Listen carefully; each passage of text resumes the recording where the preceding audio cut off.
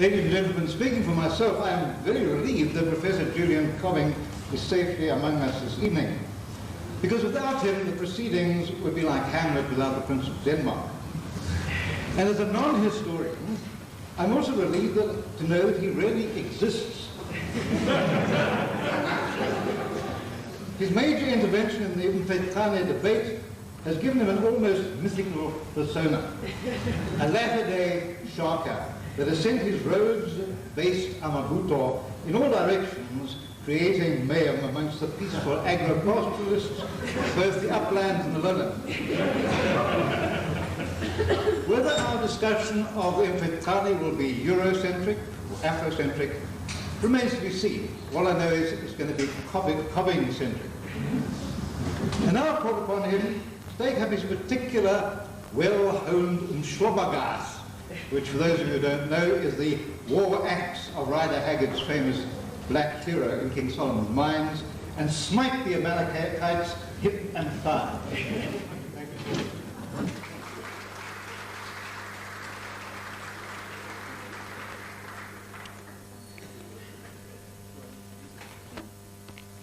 Just click at your jersey. Yeah, you can. Okay, this one's better.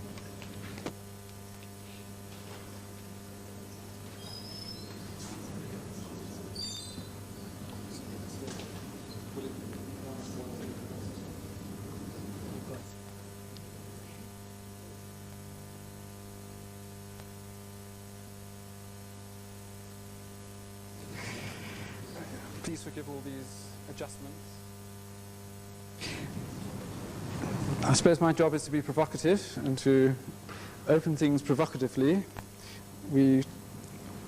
Or rather, I would like people to get into a strong debating mood. It's a chance that won't come, perhaps again.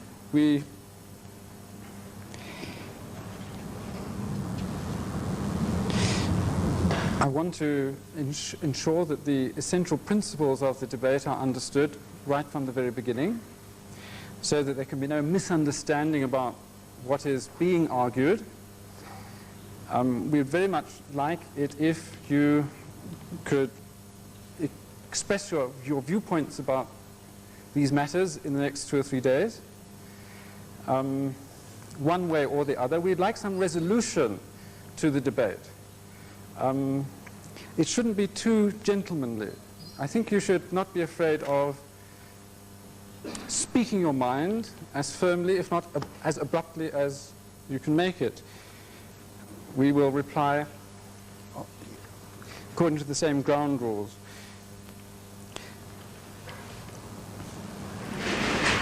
The debate is centered on something which is extremely simple, but in the nature of academic debates, the response has tended to complicate things. I want to get back to the simplicities tonight. And I want to first start with what it is that is being criticized.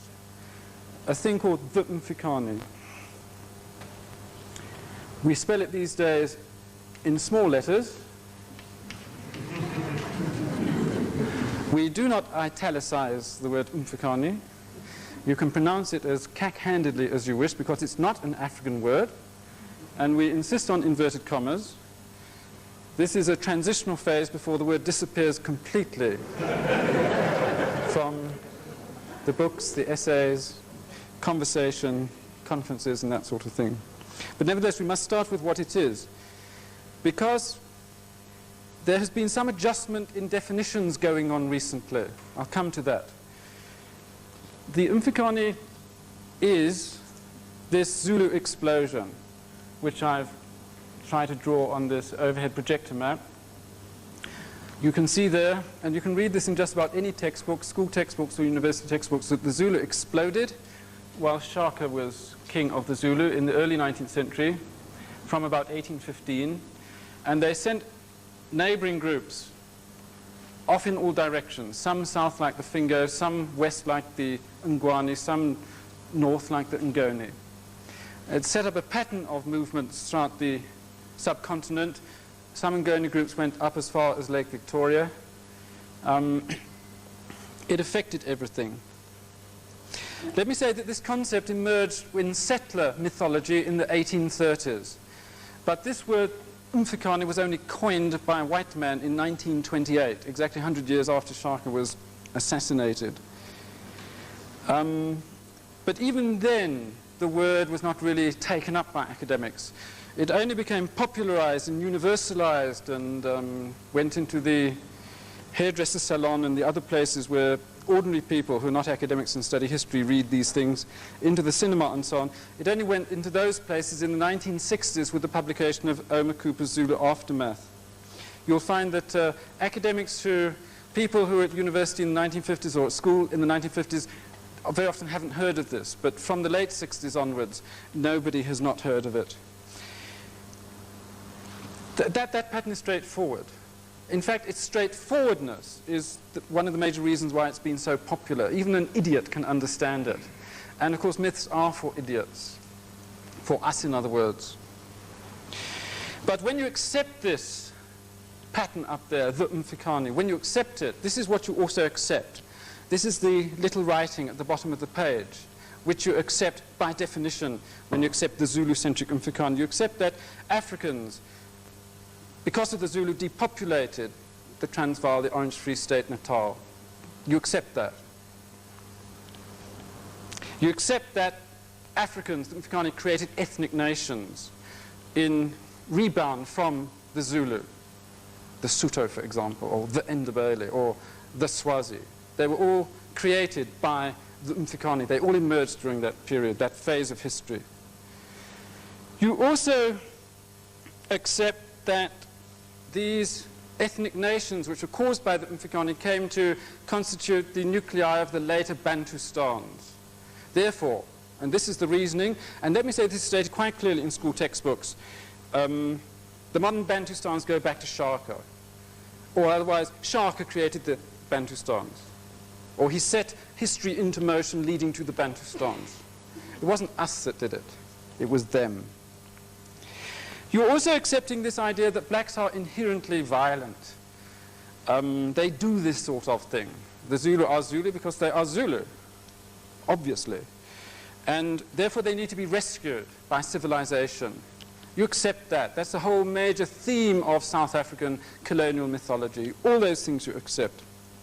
If I may quote Jeff Guy, he put this very nicely when we had a debate about this matter in Durban recently. He said, the Mfecane itself, put forward as a reply to Trevor Roper, who used to go on about mindless gyrations of barbarians in picturesque corners of the world. He says, the Mfecane replied to Trevor Roper, but in fact, the most mindless and barbaric gyration of them all. You can see this is a gyration, yes? It's a gyration. Africans gyrate. That helps define them as Africans. So this is the first point I want to make. I'm going to come back to this point. I have just defined the Mfecane, all right? It's quite simple. Now, what we are saying is that that map is fantasy. Didn't happen like that at all. Let me present you with an alternative construct which is actually rooted in evidence. This is not rooted in evidence.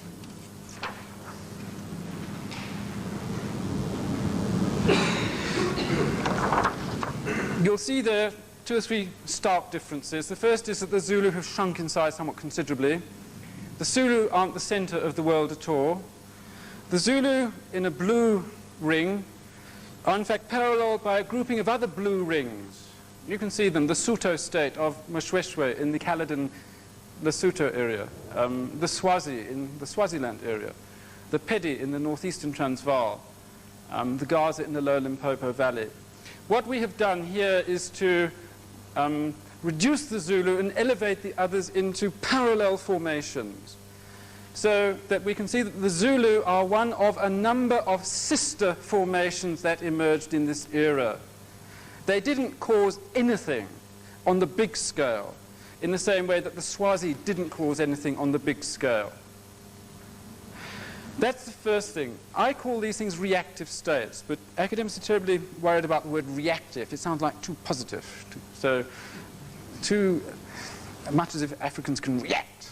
Or maybe reacting is inherently a defensive thing or something like that. Anyway, people don't like that term, but I'm going to stick with it, I think. You can see here that we've brought in other things. We've brought in here the impact of the British and the Boers in the South. That impact really got going after about 1810.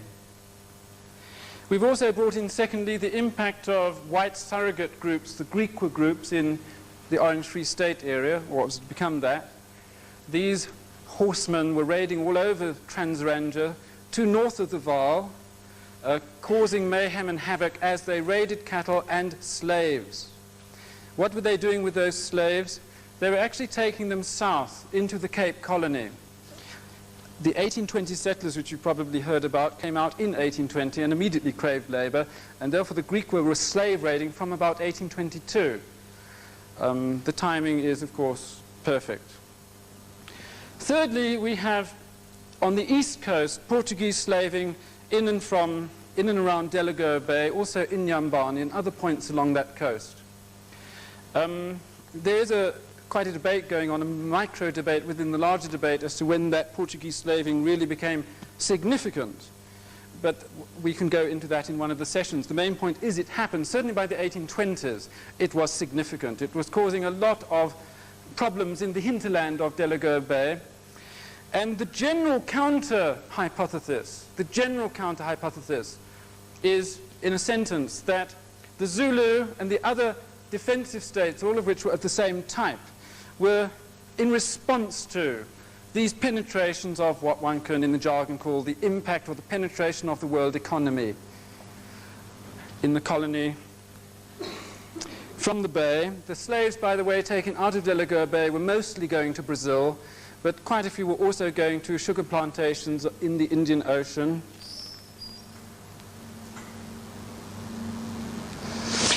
Two or 3 points while we're still with this map. The first thing is that we are not removing the Zulu from history. They are there still. We haven't dissolved them in a bath of acid or anything like that. They're still causing tremendous havoc in their own area. They're still pretty bloodthirsty. We think that they were also slaving. They were one of the paradoxical formations, if it's paradoxical. They both created themselves in response to an external impact, but they then went along with it and became part of it, merging Eurocentrism and Afrocentrism into one non-thing, where the words themselves become meaningless. They're there.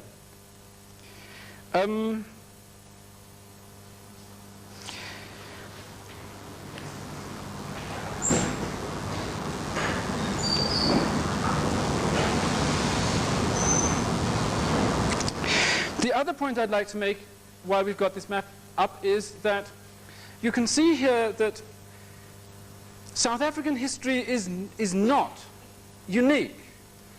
The impact of the slave trade, bringing in the British and the Griqua, bringing in the external impact, enables us historically now to link up the Southern African experience in these decades with the experiences of Africans in West Africa and in East Africa. We can cut through what one of my colleagues used to call the Boerewors line, which is the Limpopo. In other words, everything up there happened according to the way things did happen in Africa, but down here, south of the Limpopo Boerewors line, things happened according to its own logic, the Mfecane. That was our thing. Now we can get away from that. That on the one hand. But on the other hand, you'll notice that what did happen down here was pretty strange. There was one unique thing down in the south which didn't happen anywhere else in Africa as it happens, and that thing was not the Zulu. The thing that was unique about the South was not even Portuguese slaving. What was unique about the South was the colonial impact. Nowhere else in Africa did you have this combination, this simultaneous, synchronous combination of the penetration of a slave trade, an external slave trade, with the impact of a settler colonialism, which itself was grabbing labor. It was even historically unique, because later, when we had colonies in Africa after the 1890s, although there were quasi-forms of forced labor, it was not direct slaving. That colony, the Cape Colony, was slaving. You had two forms of slaving. In fact, there were areas, for example, in the northeastern Orange Free State, where you had overlaps of the slaving penetration. Some slaves were exported out of the bay and went to Brazil. Other slaves were brought south by Greek or by white farmers and were put to work on settler farms in situ inside South Africa, southern Africa, the Cape. So there you see it. We have two starkly opposed and incompatible paradigms, interpretations. You will see at once that they are incompatible. And one thing that we want to do is to make up our minds about which is preferable.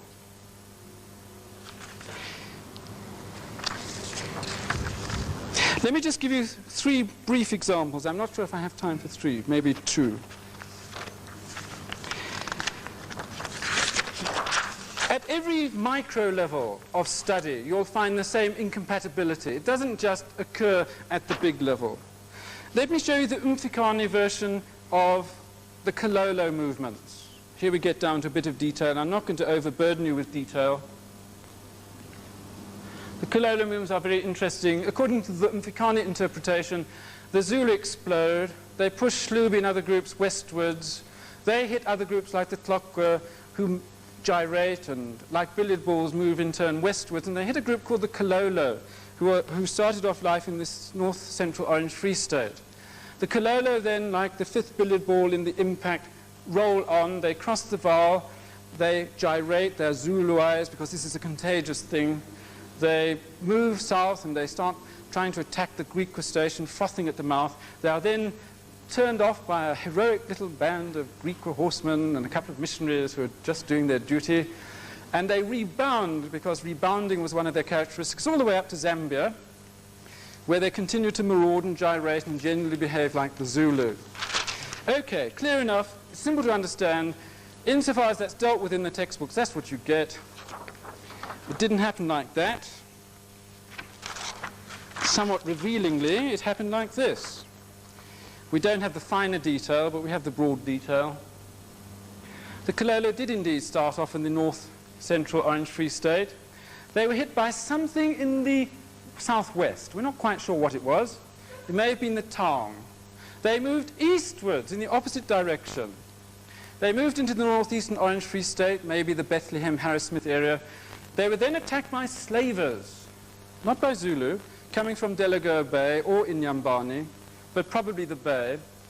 They were then forced, those survivors, because many landed up in the Indian Ocean or in Brazil, they were then forced to cross the southern and western Transvaal into what is today southeastern Botswana, where they, of course, became a nuisance to people already established there, obviously. They were then attacked in 1826 by the Ngwaketsi using white mercenaries. They were propelled northwards by stages, indeed, into southwestern Zambia, where they set themselves up as a defensive reactive state. And by the early 1850s, they were in turn slaving and sending slaves out both to the Portuguese on the west coast and to the Arabs on the east coast. That we know. It's a very interesting history, a formidable history, an astonishing history. But you can see it's quite incompatible with that of the Mfecane. The Zulu don't enter the picture at all. Give you one other example. The Fingo. I hate to say it, the Fingo are going to take a battering at this conference. Let me say too that if you want to preserve your Mfecane, then you're going to have to answer the Fingo case. But again, you can come on to that on Saturday or Sunday. The Fingo, they see the Zulu, they explode, they erupt. They massacre the people in Natal. They depopulate Natal, by the way. Did I say that? Probably. And they rub up a people called the Mbo in western Natal. Now, there were 720,000 Mbo. The Zulu massacred 690,000 of these. Just one of their daily chores. They sent the survivors south through the Transkei, where they were welcomed at first by people called the Qaleka, the southern Xhosa. And there, but the Qaleka, being the Qaleka, started to enslave them and behave generally in a very beastly way towards the Mbo, who now are called Fingos. And so dreadful was their treatment that in 1835 the British Army a well-known humanitarian organization, had to move in and rescue them, which they did. They put up kindly missionaries to administer to their needs and requirements and brought them into the colony and gave them status of citizens, and everything ended happily ever after.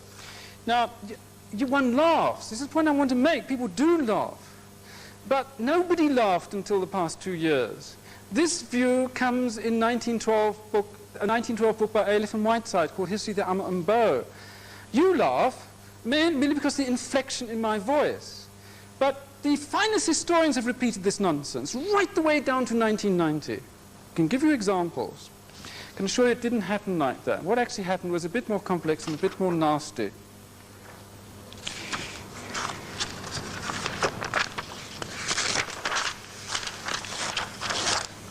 Again, the Zulu don't enter into the picture. This is a tiny bit overcomplicated, but I can explain it, I hope, succinctly. The Zulu are there, reactive state, not in this case intervening in history very formidably. The Fingo are in fact a creation, a mythical creation of the British Army in 1835. In 1835, the British Army erupts. The only eruption was of the British Army into the Ciskei. They smash the Harbe to bits. They kill 4,000 or 5,000 of their people. In April 1835, they cross the Kai and they slaughter the Qaleka. They raid as far north as the Umtata River, covering up their traces as far as they can, because all this is not really sanctioned by the Colonial Office in London. And while they're doing this, they bring in thousands of Qaleka and Harbe labourers into the colony, because the colony is very short of labour. We're not quite sure how many labourers they brought in. They said 16,000. It may have been less than that, it may have been more than that. We really don't know. These Fingos, as they called them, these Xhosa labourers, were put into holding camps at various places in the Eastern Cape. They were then sent round to where they were needed. The land that was taken from Africans was immediately apportioned out to white farmers, and many of them were put on to work on the white farms. But many of the Fingers also went to the towns, like Grahamstown and to Port Elizabeth. Many others were sent westwards as far as Cape Town. It is true that we have a group, the Hlubi Ngwane, who were pushed into the Caledon Valley, not through the Transkei, by, we think, slavers.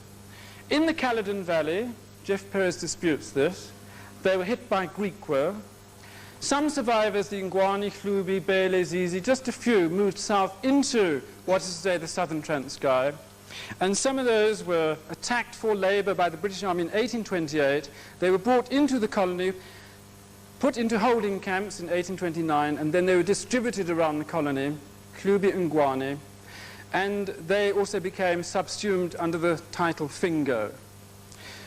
However, let me stress that these people, some of whom did in fact come down from what is effectively Western Natal, and did have holes in their ears, there may have been 200 or 300 of them.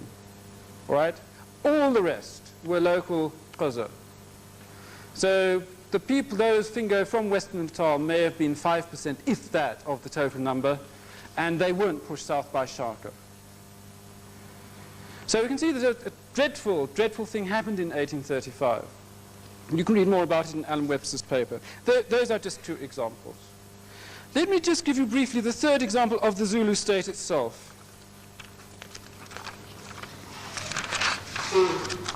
I think I have time, and this is after all an important one. The Mfecane version of the Zulu state of Shaka is something like this. The map is a larger scale map. I put the Zulu there a little bit to the north of the Umfolozi River, but the red line indicates roughly the area of their total immediate domination. The area to the south of the Tugela River is, by universal agreement, depopulated, of course by the Zulu. Well, why the Zulu should have wanted to depopulate that area, nobody's ever said. But their control extended south into what is today the northern Transkei, and in the north their control extended as far as Delagoa Bay. Within the area you have a militarized, centralized state.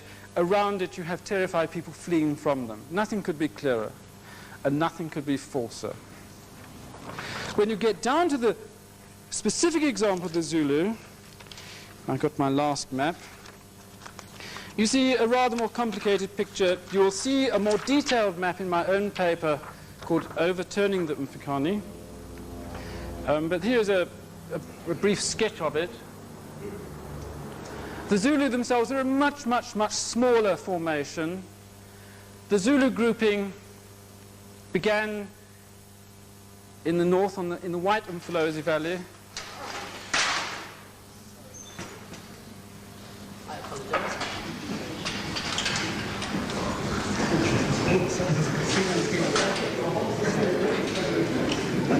Will it light again? You'll note, looking at this map, just to get back to the map, that the northern boundary of the Zulu state was, in fact, the northern part of the Umfolozi Valley. The Zulu state itself was moving south between about 1815 and 1825, represented by the blue arrows. The Zulu center itself had, by 1825, moved south into Natal itself. The Zulu state, therefore, was itself partly in Natal. The Tugela was not a boundary of any sort. It was, in fact, the heartland of the Zulu state. What is today the northern part of Natal was within the Zulu state. Central Natal and southern Natal were not depopulated. It was a much smaller state. Their rule did not extend towards Delagoa Bay. Between them and Delagoa Bay existed very, very powerful slave estates like Maputo and Tembe. I haven't put the Ndwandwe on this map, but the Ndwandwe immediately to the north of the Zulu. We suspect the Ndwandwe was slaving. The slaving raids are indicated by the red arrows. The Hlubi and Ngwane, for example, who were to the northwest of the Zulu, were pushed inland by a force which was not the Zulu. We can also see that, for example, the Hlubi, and this is represented by the green arrows, many Hlubi migrated southeastwards into the Zulu state. Many other groups, including Ndwandwe groups, moved south into the Zulu state. The Zulu state was built up from refugees, as well as from people who were already resident in the area. It was that type of state. It was one of a grouping of 4 reactive or defensive clusters in the general region, the other 3 being the Swazi, the Sotho Kingdom of Mshweshwe, and the Pedi Maritime state of Tulare and Sekwati in the northeastern Transvaal, which I haven't put on this map. The last point I'd like to make is I've indicated these by little blue circles.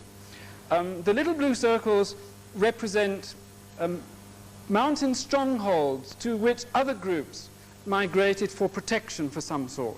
There are 2 major clusters, one on the left of the map in the Caledon Valley. The Tlokwa, for example, went to live on a mountain fortress called Marabeng, which is near modern Vicksburg. But there's another cluster to the north of the Zulu state, to the northwest of the Zulu state, where the low veld meets the high veld. There's mountains like the Ngome forest. They go all the way up into what is today Swaziland, where there were mountain strongholds where groups moved into in this period, between about 1800 and 1825. I'd just like to make the point at this stage that these mountain strongholds are not configurated because of the drought, and neither are they configurated so because of the Zulu. So that is the Zulu situation. One last point on the Zulu, it's the point I'm going to make again and again and again, which is the specific organizational structures of the Zulu state. Its Amabuto system, that's its regimental system, and its fortresses, its stockaded village system of Amakanda. These didn't just happen, they require an explanation. Why did the specific structural forms of the Zulu state emerge precisely as they did? Because I can assure you they were quite unique. Although the reactive states bore superstructural, general resemblances to each other, at the micro level they were all structured very differently. Therefore, the specific structural features of the Zulu kingdom require specific explanations, and I think this is one thing that the historians are now going to move on to. There I will complete my examples. Let me now come on to another point. The Mfecane is a mythology integrated into South Africa's school and university textbooks. When you read about the Mfecane, for example, in school textbooks, you read about Africans. The texts are invariably written by whites, but here you are dealing with Africans, blacks. And when you're dealing in the chapterlets or the chapters or the subsections dealing with the Mfecane, there are no whites visible at all. They don't come into those chapters. They usually belong to the second half of the book or maybe to other books altogether. Therefore, in this sense, the Mfecane is an Afrocentric form of history. Let me say that in this sense, the word has been coined. It is a neologism. Afrocentrism means a situation where you are merely writing about blacks as if no other people existed at all. The Mfecane, therefore, excludes whites altogether. You can see, therefore, this is a bit silly to call it a Eurocentric explanation. It's Eurocentric tautologically in the sense that Europeans invented it. But in the sense that Europeans are present within the historical action, it is the opposite of Eurocentric, because the Europeans don't appear at all. It is Afrocentric. Clear? I think that is a clear point to make, but that has been misunderstood by recent critics, counter-critics of the critique of the Mfecane. We've been accused of going back to old-fashioned Eurocentric versions of history. This is their view. They say, you're going back to Eurocentric versions of history, implying that's what the settlers used to write, say back in the 1940s or 50s. But didn't you know the liberal Africanists of the 1960s and 70s changed all that?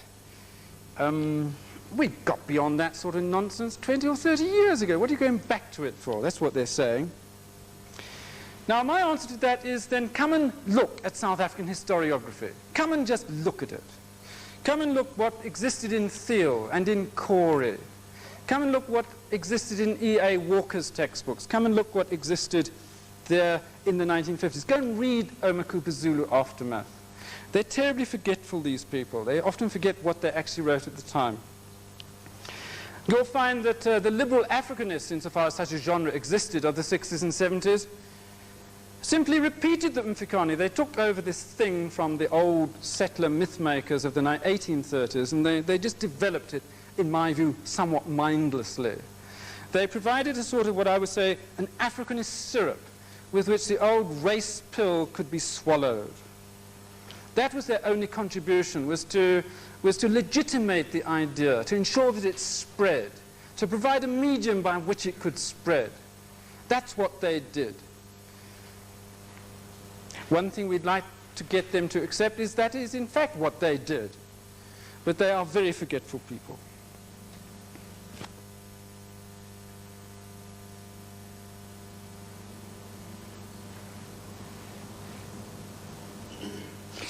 Now, this general sequence of Afrocentric, but nevertheless written by Europeans, mythology, you'll see a lot of the papers point to this fact, represent repetitions, mindless repetitions by white historians, university historians. Not here talking so much about school teachers, because school teachers can be forgiven for having roughly to accept what the textbooks are, but university lecturers and professors are there in business to precisely think about what it is they're teaching. They're meant to do research. But the striking feature of all this is the mindless repetition. In fact, it's worse than that often. It's very often plagiarism. We can look even to the most respected books, and we find plagiarism, the repetition, the repetition, the repetition in the most respected texts. I won't give you examples, but I can assure you we can give you examples. So what I'd say is that we're not, oh yes, generally I've been accused of saying that that is a conspiracy. I've been accused of a purveyor of conspiracy theories. I don't know what it is. I haven't used the phrase conspiracy theory for that process. It is a complex process of the evolution of a colonial settler mythology. We haven't had a study of it yet. I would say that there are little conspiracies. We can give you examples of those. For example, in 1835, there was a conspiracy to prevent the public and the colonial office in London from finding out what the Fingo were. That was a deliberate conspiracy, I can assure you. But the big thing, the Mfecane, the big thing of the 70s and 80s, the situation where you had everybody accepting this, That's not a conspiracy in the normal sense. That's a very, very complicated process which hasn't yet been unraveled. But what I would say, what is striking about this whole evolution is what I would call the fertile negligence of South Africa's historical profession, that they haven't rumbled to this a long, long time ago. It is to me incredible that it is only in the later part of the 1980s that we first got onto this. I have no explanation for this, although I've got my thoughts about how it happened that way. And I believe, and John Wright and I both are agreed on this point, that we badly need an inquest into this matter, why it was that this happened. We think that a book should be written on this issue alone. Now, the next point I want to make, relatedly, is that what I am, my object, well, what I'm going to try to urge you to do is to get rid of the Mfecane, to get rid of it altogether. I don't want you to revise it, to rethink it, to rehabilitate it, to make it respectable, to salvage something from it. I want you to demolish it. I have written a number of somewhat polemical papers with things like the case against the Mfecane, demolish the Mfecane, jettison the Mfecane, overturn the Mfecane. I shall go on searching the thesaurus for synonyms for this until the job is done. But, of course, this is very embarrassing. You can't just get rid of the Mfecane. It would be as if we said, let's take out a man's liver and expect him to live. You can't do it. You can't remove the Mfecane without incredible complications. It's like a cancer. There it is. You can take it out, but you pull so much out with it that the history dies. It can't exist any longer. It's so central. The Mfecane, the one reason why we've had so much interest in this theme, affects so many related areas of history. Indeed, so many related so-called disciplines like anthropology and archaeology and so forth. My metaphor would be, if you know England's railway system, it's like the Clapham Junction of South Africa's history with a faulty signal box. Clapham Junction is where you have about 8 or 9 trains, 10 trains going through every minute, for every minute of the day, through Clapham Junction. After all your signals are faulty, then you have a general mess. And that's what we've got. You'll find that with the Mfecane in place, nothing in 19th century history makes sense. Nothing adds up at all. You can't write 19th century South African history with the Mfecane in situ.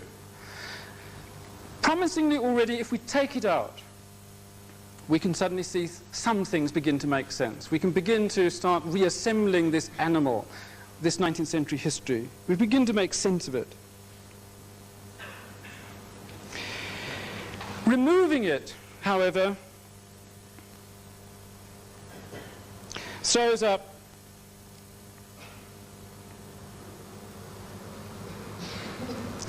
huge fields of research.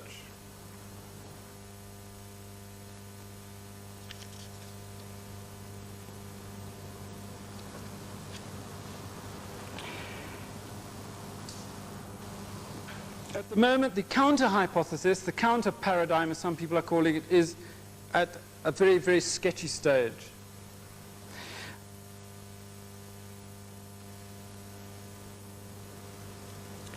There are 2 jobs to do, and they shouldn't be confused. The first is the job that I'm concerned with at the moment, which is to get rid of the thing altogether. It's essentially a negative job. We have a mythology, and you come along, and the idea is to get rid of the mythology. The idea is to cut it out. That is the one job that we're doing. When it was seen that that was all that we were attempting to do, a lot of very awkward people started to ask questions like, well, okay, you've got rid of the Mfecane, what are you going to put in its place? And basically, I really didn't know. I mean, I knew roughly that we had to bring in the Portuguese slaving, that we had to bring in Greek, and we had to bring in the British Army and so forth. But beyond that, I didn't really know. I was not personally terribly interested at that time. It was only a few wicked students at Rhodes University back in the early 80s who began to insist on things like the importance of the slave trade. But I do want to make a clear distinction between the negative job of getting rid of the mythology and the positive job of reconstructing a history to put in its place. Inevitably, these two processes are confusable. One tends to end up doing the two things at once, especially in short papers, especially when in these initial stages one tends to say the Mfecane must be knocked down and this is what we must put it into its place. Now obviously what to put in its place at this moment we can only arrive at the sketchiest details. So let me here make a clear distinction between what I regard as what is perfectly permissible is to debate, to interrogate, to reject, to argue against, to try to refine, to try to go beyond the suggestions which have been made as to what to replace the Mfecane with. So far they are only suggestions. They are incredibly crude. Accept that. For God's sake, there have been no books yet. We've had to do this in 3 or 4 pages just to like ring a loud bell to announce to people that there is a problem. But please don't confuse that with getting rid of the Mfecane altogether. That is a separate issue. And at this conference, I'd very much like you to bear this, the separability of these two tasks in mind. If you're making your comments, it would generally help if you could at least to yourself, say to yourself, am I trying to disagree with the fact that it was a mythology and therefore we shouldn't get rid of it because it wasn't a mythology and therefore the first task, the negative task of demolishing the mythology is something that should be objected to? We've had very few objections on that level so far on that score. Or ask yourself equally well whether you are in principle generally accepting that it was a mythology, should be got rid of, but that the propounders of new viewpoints simply haven't got it right yet. If you could make that reasonably clear, at least in your own minds. I say that because the counter-critiques that have been coming in the past year have shown confusion on this central point. One of the papers that you've got in front of you over the weekend is a paper by Elizabeth Eldridge, an American historian, who has made this confusion. And it's a very, very important point, possibly the most important one I shall make this evening, which is that some historians are now trying to change the definition of the Mfecane. Now I want to go back to the first point that I made. What is the Mfecane? What are we questioning? This thing. As I said, it's a word that was only coined in 1928. It was only fully developed as an idea, mythology in the 1960s. The Mfecane is the Zulu Revolution. It is the Sharkan Revolution. That's what it means. Indeed, some historians have tried to get away from the problem by merely using the alternative definition, the Sharkan Revolution, missing about 50 points all at once in doing so. Whether you call it the Sharkan Revolution, the Zulu Revolution, or the Mfecane is immaterial, as long as you know what you're talking about. This explosion, this time of troubles caused by the Zulu, this monstrous event, this eruption, this thing which extended all over Africa, centers on the Zulu. That is the Mfecane. Again, I think that point is clear. You can go and check in the textbooks to see that my definition is correct. Yet, recently, and Eldridge is an example, there's been a tacit, I think unconscious, I don't think this is a deliberate thing. It is a sign of confusion in the minds of the writer. They've subtly changed its meaning. The Mfecane now, according to this type of writer, means generalized time of troubles. You can get rid of the Zulu, sure, get rid of the Zulu, so you've got your Mfecane still. They say, yes, of course there were times of troubles. There wasn't Mfecane. Getting rid of the Zulu, now we can get to the true roots of the Mfecane, is what they say. But let me say that such a proposition is complete nonsense. If you get rid of Zulu centricism, there's no Mfecane. It's gone. Finished. Poof. Bang. It's not there any longer. For example, my attack on Zulu centricism and my bringing in of the slave trade has been referred to as Cobbing's version of the Mfecane. Now you see at once that that is a complete contradiction in terms. We are not denying that there were considerable upheavals in this era. What we are concerned with is the inadmissible Zulu centricism of Mfecane accounts, and the fact that in arriving at explanations, so much has been left out.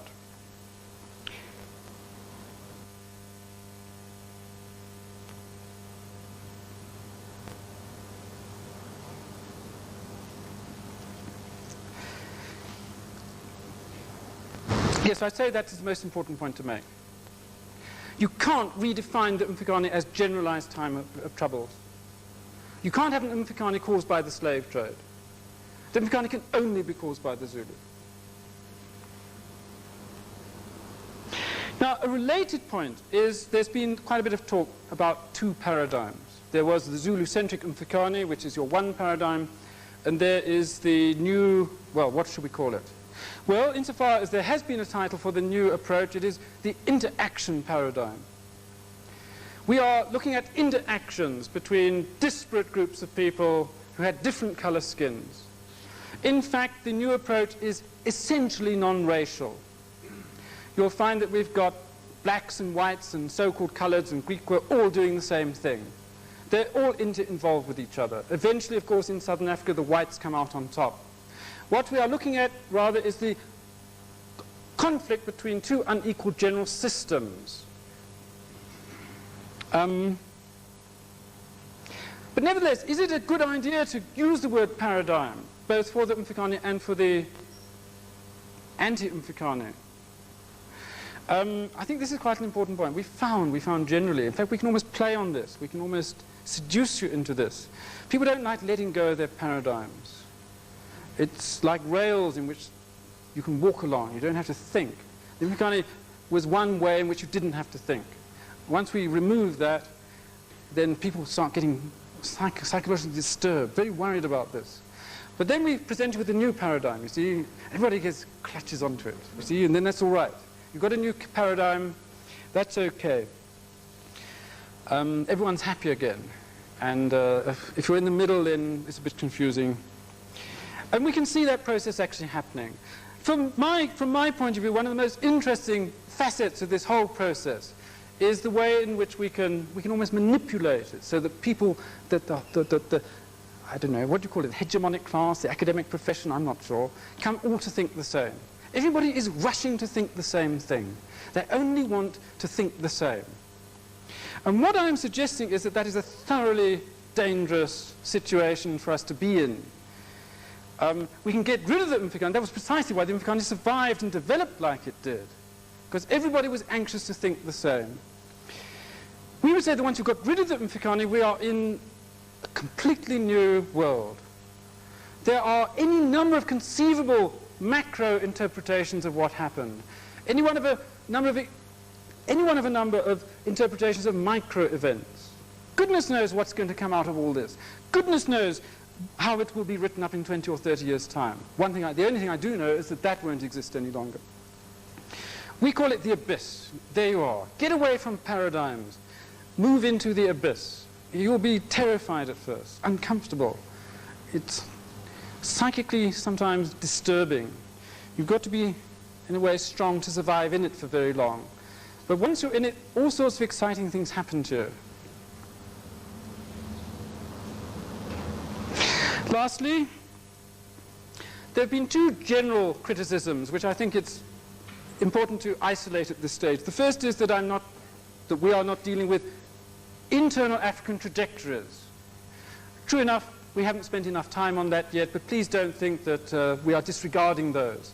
You'll find that in the marrying of external impacts and the internal trajectories, we can arrive at nuanced explanations of what are happening in local areas. We're not discounting that. It has been certainly a fault of the way the case has been presented against the Mfecane so far that more notice of these internal trajectories hasn't been taken yet. That is quite true. But it is in no way incompatible with the new, I was going to say paradigm, but shouldn't, all right? The next thing is, and this has been said so often, for God's sake, you've got slavers coming in the British Army, the Greek were there, where is the room for African initiative? Isn't it a bit insulting to Africans? What you are saying, they say, is that Africans can't make their own history. And I can only shake my head at such nonsense. Yet it has been repeated many times. To say that, for example, the Zulu state emerged in reaction to a certain combination of events which included slavery, how does that rob them of initiative? How does that so? How does the new explanation which sees the rise of Mshweshwe's Sotho state as being mainly a product of the eruption of the colony and of Greek quiz, how does that rob Mshweshwe of initiative? How does it rob Africans of initiative? It doesn't at all. I find the general idea that as soon as you bring in a European impact, that suddenly it is assumed that therefore you rob Africans of the will to make their own history, to be profoundly patronizing. No one has raised that type of objection, for example, in the 1890s, when everyone understands that throughout Africa the colonial impact affected African societies. And so it was in the 1820s. Do remember that the colonial impact is much earlier in southern Africa than in eastern and western Africa, 70 or 80 years earlier. What we are seeing in southern Africa in the 1810s and 1820s is rather similar, mutatis mutandis, to what is going to occur in the rest of Africa in the 1890s after the scramble begins. So let me reiterate lastly, to end, that I want the Mfecane to be abandoned, to be eliminated. The quest is to get rid of it from the textbooks. You will find that if you want to write overview histories, either for school textbooks or for university textbooks or for lecture courses, let me tell you this, the best way to do it is to forget the Mfecane. Absorb the message that is untenable, chew it over, toss it in the dustbin, get down to writing your history, and don't even use the word, even in inverted commas. Life will be so much easier without it, all right? And what I'd like to say too is, nevertheless, this is going to be a debating weekend. If you are uneasy with anything, please come out and say so. We prefer that you didn't hide in the woods. We prefer you came out into the open and say what you had to say. We will try and say what we have to say, but don't forget that very often the deeper positions can only come out in response to interventions. The more you intervene, the more likely it is that exciting things will be said. What I can say is that we have got strong positions. We have got deeply defended positions. But don't be frightened of that. Come and take us on.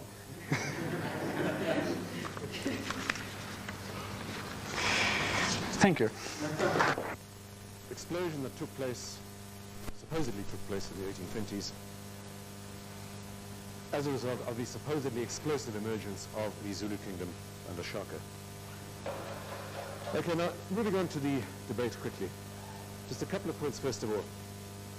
What I'm going to be saying here is very much my own views in a situation that is being contested. I am one of the people who has been responsible for knocking down the notion of the Mfecane. That obviously colors my views. There are other views. I hope they can come out later on in discussion, later on in the day. And the second point is that, appearances notwithstanding, the issues here are actually quite simple. Let's get away from the notion that you've got to deal with something very complicated. The debate, as it's gone so far, is actually quite simple. What is not simple is what follows after. The whole empirical discussion which is going to come up about over the next 20 or 30 years. But that's not really our concern here. It is the issues in this debate at the moment. Just a very brief background on this notion of the Mfecane. Let's just get established in our minds that it dates right back to the 1880s, 1890s. It wasn't called that then. It was called the Zulu Wars, the Wars of Shaka, those kind of phrases. Systematized for the first time in that period about 100 years ago by Thiel, George McCall Thiel, the first of the Southern Africanist historians, the settler historians, as he's been called. The notion of the Zulu Wars, the Wars of Shaka, lasts right up until the 1960s, when Omar Cooper relabels it the Mfecane in 1966, his book, The Zulu Aftermath. The content doesn't change very much, the label does, the name, Mfecane. Where it comes from, that actual word we can discuss later on. The Mfecane remains uncontested in the literature by academics until Julian Cobbing's work, dating from 1983, the first of his papers critiquing the Mfecane. Again, you can ask him later on today why he came to that position. I'm not going to go into that now. But what we're talking about here now is the culmination of a process that dates back about 8 years. The beginnings of this critique. The beginnings of wondering whether the Mfecane really works, whether it's not in fact an obstacle to analysis of the history of the late 18th century, early 19th century in southern Africa as a whole, not just the Zululand Natal region. The later 1980s, other people start coming into the debate, some of Julian's students, myself. In the last year or so, there have been a number of workshops, one in Maritzburg where something of this debate was aired, another one in Durban. But now we have this colloquium over the last 2 days, the first full-scale discussion of the notion of the Mfecane. The results, just to summarize very briefly, I think were threefold, or three important things coming out. First of all, there was broad agreement among the academics who were at the colloquium over the last 2 days that the Mfecane has to go. It wasn't clear-cut agreement. There are a number of people unhappy with this. There are a range of positions on this. Some people probably still want to hold on to it. But by and large, I think it's true to say that the consensus was, reluctant, however, may have been in some quarters, that we've got to move on from it. So the Mfecane died, in a sense, on the 8th of September, 1991. After a life of 25 years as the Mfecane, and a life of something over 100 years as the Zulu Wars or the Wars of Shaka.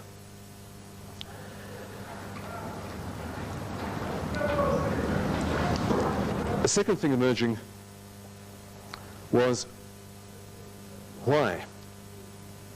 And I want to talk about that in some detail. Thirdly, what do we put in its place? And then fourthly, also importantly, how do we set about putting something in its place? There was, I must record, a lot of uneasiness expressed by numbers of people at the colloquium about the way that various people were using evidence. It's not just a matter of putting a new set of empirical facts in front of other academics, other audiences. It's the actual business of how we set about doing that. What is evidence? Where does it come from? How do we use it in an academic kind of way? Now, very briefly, why must the Zulu-centric Mfecane go?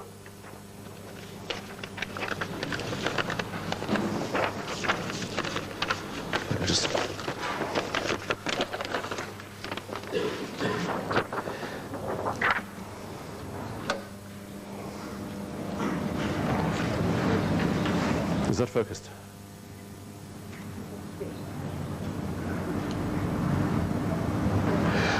I'm using here a map from Leonard Thompson's recent book on South African history, where he in fact has the Mfecane in a nutshell, the stereotype. The Zulu nuclear area there, from which arrows rush out, representing migrations, forced migrations of groups being pushed out by the Zulu kingdom, emerging here. So-called Fingos or Mfengu being pushed down here, other people being pushed up onto the Highveld, and a whole chain reaction of violence across the Highveld, the southern Highveld, others being pushed onto the northern Highveld, similar chain reactions, others being pushed into southern Mozambique. Now, what is coming out from empirical evidence from a number of people, academics, researchers engaged in this, is that this kind of schema, by and large, doesn't hold. Here at the very center, the Zulu kingdom and its nature are being totally rethought. There was no explosion, Zulu explosion in the 1820s. And we cannot understand the period of the 1820s simply in terms of a short-term history. It's clear now that we've got to go right back to the 1750s, 1760s, something like that, to understand the nature of the political changes that were taking place in this eastern seaboard region here, and in fact, as we'll see, over much of the rest of southern Africa. So the time scale is greatly increased. We're going back to the 1750s, long before Shaka was ever born, long before the Zulu kingdom had ever come into existence. The Zulu kingdom itself, it's becoming clear, is itself a product of a whole period of political change that begins sometime in the mid-18th century. There's still debate about what caused that series of changes.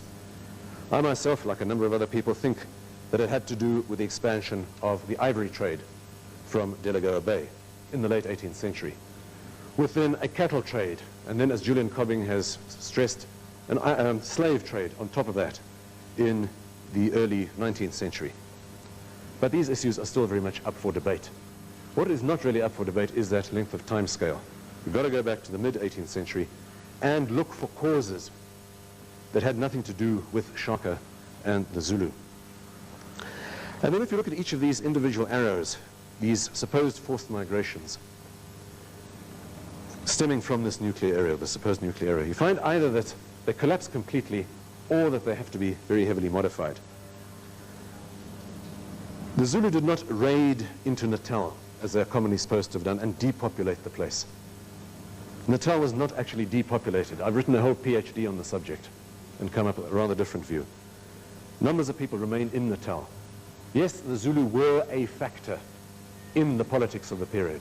One can't write them out completely. One certainly doesn't. They were important, perhaps eventually the major factor. But they were not the only factor, and Natal was not depopulated. People were not just sent holus bolus out of it. There was no major Thingo eruption down into the Cape. Similarly, on the Highveld, the groups that were pushed up into the Highveld here, yes, the Zulu did play some role at some of the time in pushing some of those groups onto the Highveld. But it's a much more complex picture than we've imagined so far. And to come back to Julian Cobbing, his position, what we're seeing here on the Highveld is not simply a spillover from the east, if that's happening at all, but a push from the Cape frontier of numbers of what we can simply call raiding bands. Griqua, Korana, Hoi, San, Whites, Xhosa speakers, Sotho speakers. Raiding and trading into this area from the Cape. Raiding for cattle, hunting for ivory. Raiding also, as Julian would stress, for slaves. Again, there's a good deal of debate about the particular stress on any one of these factors, whether it's slaves, cattle, ivory. People are taking up very different positions on these sort of issues. Well, what is generally being accepted is that frontier influence must be fed into the equation about what is going on in the interior of Southern Africa. It cannot simply be ascribed to the Zulu, if in any senses at all. The Cape frontier and what's going on there, and the whole world of capitalism, colonialism, imperialism, settlerism that lies behind it, has to be brought into the equation. And similarly, Julian would argue that the trade from Delagoa Bay reaches right across the continent and feeds into what's going on in the interior. And I think numbers of other people are coming up with this idea as well. Not necessarily slaves, again, major debate about that. Is it slaves? Is it something else? Different positions being taken up, very different positions, and major debates, arguments developing about that one.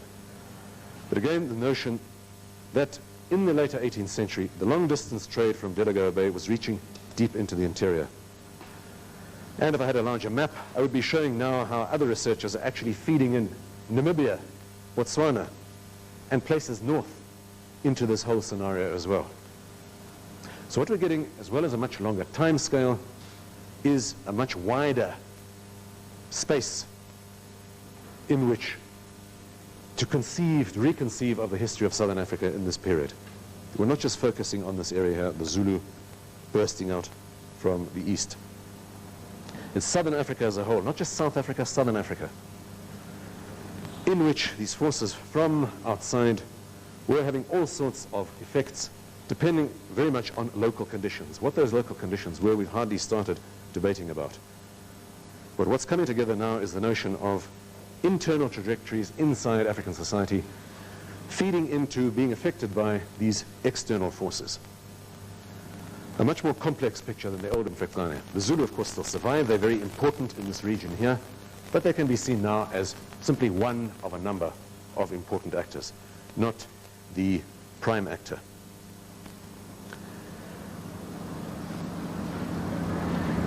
Just let me put that onto another overhead, just to get a different notion of scale.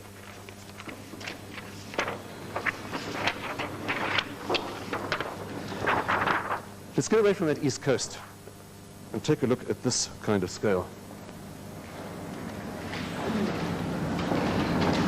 Again, notice this is still the stereotype, but put in a Southern African context, just for you to realize the kind of implications that the old notion of the Mfecane had.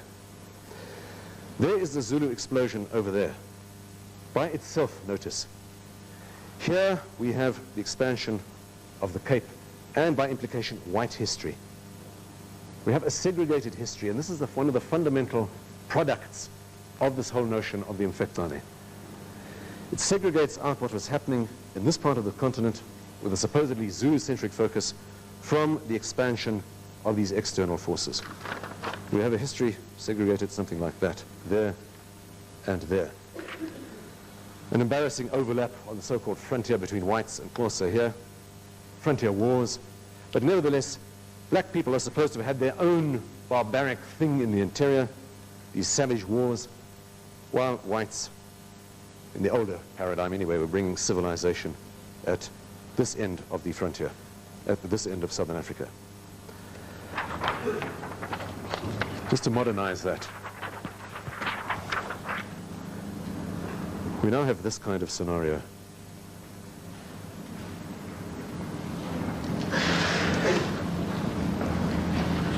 It still retains an emphasis on what is going on in the interior of Southern Africa.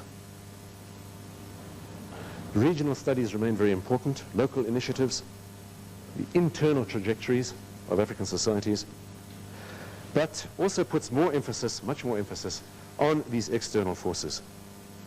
Situating Southern Africa in the history of the international economy, the international political and economic order, the coming of imperialism, European-centered influences to Southern Africa. How those affect Southern Africa is another matter altogether. We can only start, in fact, that's where we are at now, very roughly, in the debate. We can only answer that question through very detailed empirical studies on a region-by-region basis of how different African societies responded in different ways to different kinds of pressures, from ultimately stemming from the outside, and then came up with a whole new set of pressures, and the whole system then moves into yet another phase of change. But the indissoluble link, what remains, is this link now with the outside world. Those pressures, also changing, have been there since at least 1700 in this part of the world, and 1810, 1820s, 1750s. We also need to bring in now, this is very recent research, Namibia also, Zimbabwe, southern Mozambique. They need to be brought back into this map. A much broader picture. That is very roughly the kind of thing which historians are now starting to think about. But I must come back to the point and stress it, that they are starting to do so. There's no, perhaps as I've been putting it a bit blandly, major debates are now starting to emerge around this scenario. Major confrontations, if you like. Not debates, perhaps is too easy a word. Fights, arguments about how people have used evidence. Julian's hypothesis is being critiqued on a number of fronts. He is responding in kind. Whether effectively or not is for other historians to judge. There's a major debate going on about the Delagoa Bay slave trade, for instance. Eldridge has criticized Julian on this ground. Was there actually a slave trade as early as Julian makes out? Julian comes bouncing back with further evidence to say there was. There's a major debate here in Natal. Julian takes one position. Carolyn Hamilton takes another. I take a third. We argue, mostly without losing our tempers so far. But there is a major debate, argument. There's no clear-cut consensus. Again, Julian has been criticized for his emphasis on the slave trade in the interior here. Guy Hartley comes back with another view. Other people come up with different views, quite heatedly sometimes. But nevertheless, there is an advance being made on this issue here. Similarly, Eastern Cape. Jeff Perez here criticizing Julian heavily. I, in turn, criticized Jeff Perez. It's an ongoing process of argument beginning. No clear-cut solutions as yet, perhaps unfortunately for teachers. Okay, so at that level, the empirical level, things are starting to get complicated. But I think this is a positive thing. In my view, what is happening now provides an unparalleled opportunity for innovative teachers to get away from the notion of history as a fixed set of facts and moving on to the idea of history as debate. In fact, you have no alternative, no option as far as treating this is concerned. Either you leave it out altogether, which I believe some teachers do, or you have to address it as a debate, as it continues. There's no consensus as to what to put in place of the Mfecane, and there won't be, with luck, for another 20 or 30 years. So the debate will continue for another 20 or 30 years, perhaps even longer. Heavy responsibility then on teachers, in fact, to keep up with this debate and to teach in terms of debate. Also, though, a heavy responsibility on academics to cooperate in producing the necessary texts. So keep pushing us.